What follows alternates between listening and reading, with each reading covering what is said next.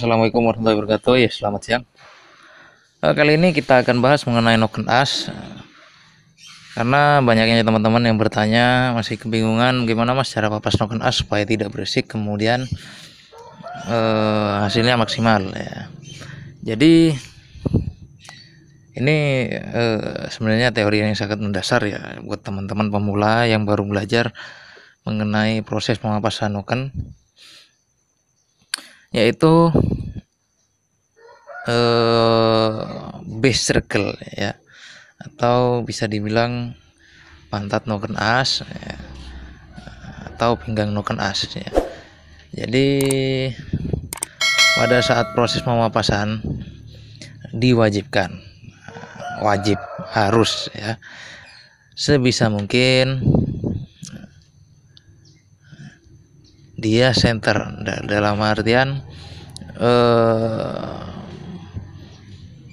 bulatnya itu pas, jadi dia tidak bergelombang ya, supaya yang pertama tidak terjadi kebocoran kompresi, kemudian yang kedua supaya tidak ada suara gemelitik ya, atau suara berisik setelah dilakukan proses pemapasan. Kemudian gimana mas, ini sudah center mas base circle-nya. Kemudian yang teman-teman harus perhatikan juga adalah ramnya atau proses pelatuk menyentuh pertama kali.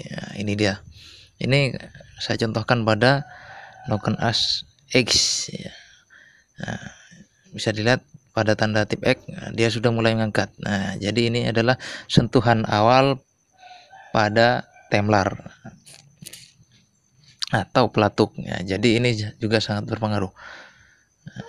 Sebisa mungkin berikan ram atau titik sentuh awal ya pada saat pelatuk mulai menyentuh Noken As ya, atau klep mulai mengangkat ya. Jadi teman-teman, saya sangat menyarankan ya supaya teman-teman punya alat ini. Ini adalah dial namanya. Ini supaya teman-teman bisa tahu, supaya bisa melihat proses pemapasannya sudah bulat atau belum. Ini bisa dikatakan ini base circle ini separuh lingkarannya ya. Jadi usahakan benar-benar presisi ya, seperti ini ya. Ini pun adapun dia bergerak seperti ini karena masih bergerak nih ya Pak, karena longgar ini ya, belum saya kencengkan. Kemudian ini juga maklum lah, ini masih pangkon abal-abal, jadi masih ada getaran sedikit, tapi ini sudah center ya. Jika teman-teman tidak punya alat dial ya, jadi teman-teman bisa menggunakan kawat. Ini bisa seperti ini, teman-teman bisa gunakan kawat seperti ini. Buat kawatnya diam sebentar, buat kawatnya diam, kita tempelkan di baut supaya kencang ya. Kemudian kita buat seperti ini, bisa lihat ya. Tapi dengan catatan ya, teman-teman harus detail, dalam artian pandangan teman-teman harus benar-benar detail dan presisi. Ini karena saya akui cukup sulit ya kalau menggunakan kawat, karena butuh konsentrasi yang sangat tinggi juga ya. Itu salah satu tips ya dari saya, biaya hemat papas Noken As tanpa harus menggunakan dial ya. Jadi bisa teman-teman menggunakan kawat seperti itu. Itu kalau biasanya dilakukan oleh tukang bubut ya. Tukang bubut nggak ada dial, dia biasanya pakai kawat seperti itu ya, seperti tadi. Kemudian yang paling mendasar juga ya, yaitu proses pemapasan pertama kali. saya sarankan teman-teman melakukan pemapasan pada base circle dulu. Itu yang pertama teman-teman lakukan, dan pastinya teman-teman harus tahu ukuran dasarnya dulu. Misalnya seperti ini, saya kasih contoh. Teman-teman mau tinggi atau lift Noken As, misalnya kita kasih contoh saja pada Noken As Tiger ya. Teman-teman pasti tahu ini lift standar dari Noken As Tiger itu adalah 6 mili. Nah, kemudian teman-teman ingin melakukan pemapasan dengan tujuan menaikkan lift menjadi 7 mili misalnya. Nah, jadi seperti ini. Mengukur lift ini pada ketinggian dari base dan nose-nya itu ada di angka 31 kalau Tiger ya. Ya, seperti ini. Nah, ini ada di angka 31 kalau Tiger. Ini karena sudah dipapas, kita anggap saja belum dipapas ya. Nah, jika teman-teman ingin melakukan pemapasan dan menaikkan jadi 7 mili, maka teman-teman harus mengurangi lift yang tadi totalnya ada di angka 31, kita total kurangi menjadi 30. Nah, jadi dia akan naik 7 mili ya. Nah, kemudian untuk pinggangnya, pinggang standarnya ini kan ada di angka 25 ya. Angka 25 seperti ini ya. Ini pinggang itu bagian sini.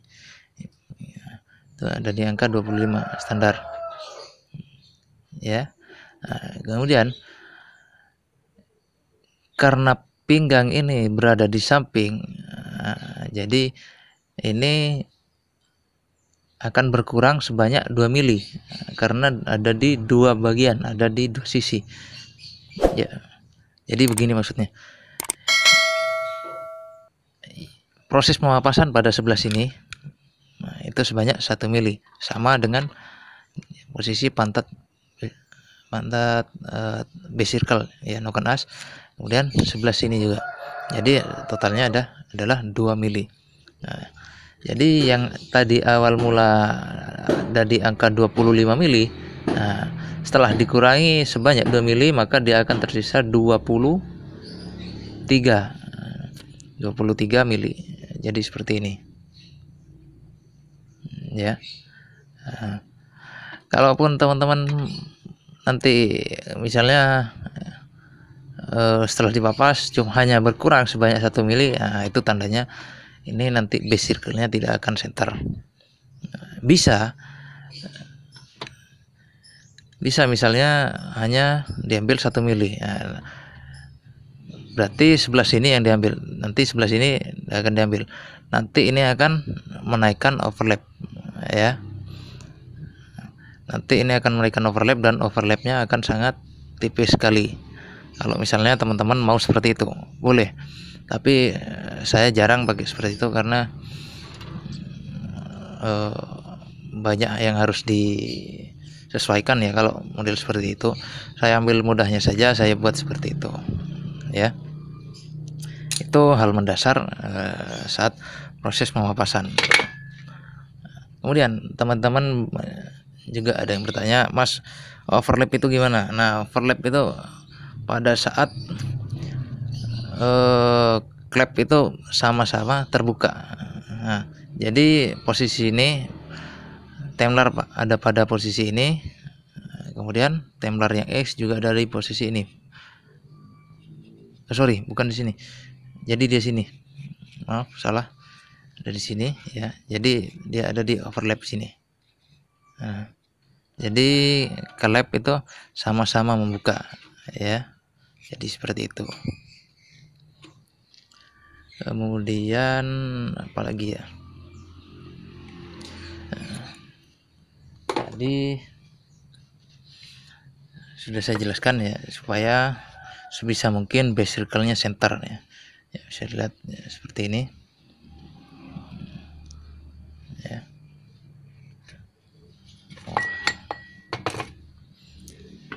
Jadi semua alat yang saya gunakan ini saya buat sendiri atau saya rakit sendiri ya, mulai dari dudukan dial sampai dengan mesin papas noken asnya. Hanya saja dialnya saya beli ya. Jadi seperti ini ya. Ini nanti ya masih akan kita finishing ya, bisa dilihat ya, ini masih ada nggak rata ya. Nanti kita finishing menggunakan amplas yang lebih halus lagi, karena ini amplas cukup kasar ya, jadi kita nanti ganti yang halus supaya hasilnya halus ya. Bisa dilihat ya.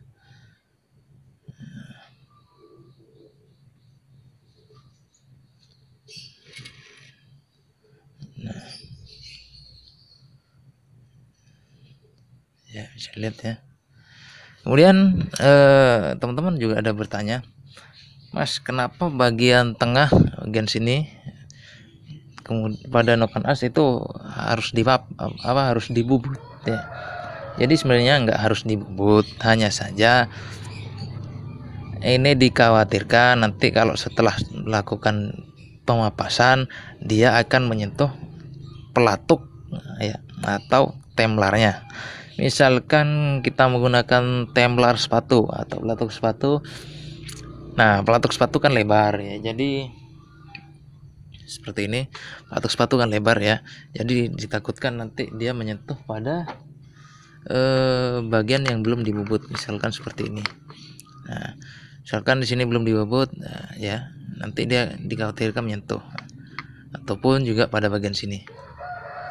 Sini ya, jadi harus dibubut supaya tidak menyentuh ya. Seperti itu, mudah sekali ya, atau simple sekali. Hanya saja teman-teman harus tahu dulu seperti apa dasarnya dan kemudian cara kerjanya noken as ya. Kemudian untuk pelatuk roller ya seperti ini. Ini diameter 20 ya. Jadi ini beda di profil ya. Sorry. Mana tadi? Oh, ini yang pelatuk roller ya. Ini beda di profil. Saya lihat ya, profilnya lebih gemuk dan bulat ya. Saya lihat. Ini cor-coran juga. Ya. Bisa dilihat ya.